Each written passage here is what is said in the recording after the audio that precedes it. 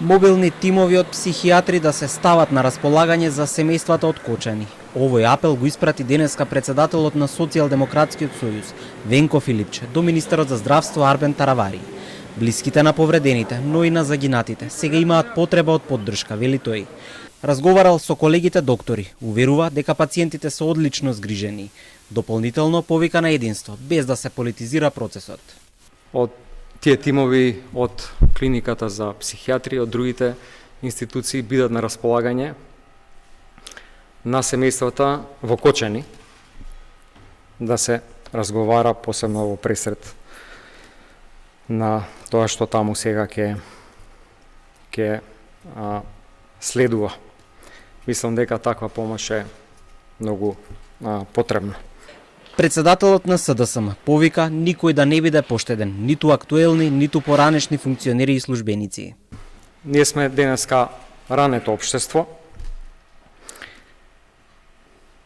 Довербата во институциите е срозена и ако сакаме таа доверба да ја вратиме, мора да има целосна, транспарентна и објективна истрага. Никој не смее да биде поштеден, ниту актуелни, ниту поранешни функционери или службеници. И тоа не е прашање на политика, тоа е прашање на вистина и на правда.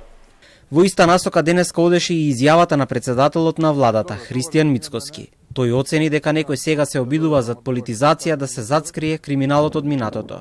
Кој сака и од каква сака нека биде етничка припадност и политичка партија, дозволил масовно убиство за мито. Мицкоски им возврати на Дуи, кој доцна вечерта одржаа пресконференција во одбрана на поранешниот министер за економија од нивните редови, Крешник Бектеши. Да им одговорам на оние што прават полноќни пресконференции. Тука нема политика.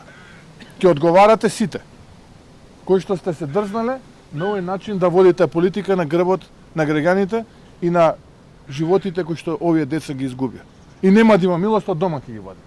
Ако мислат дека ќе се обидат на етничка карта да играат и на политиканство кое што вчера се обидува со тие полноќни пресконференции. Од дома за ушти ќе ги вади. Но ова треба да го знаат.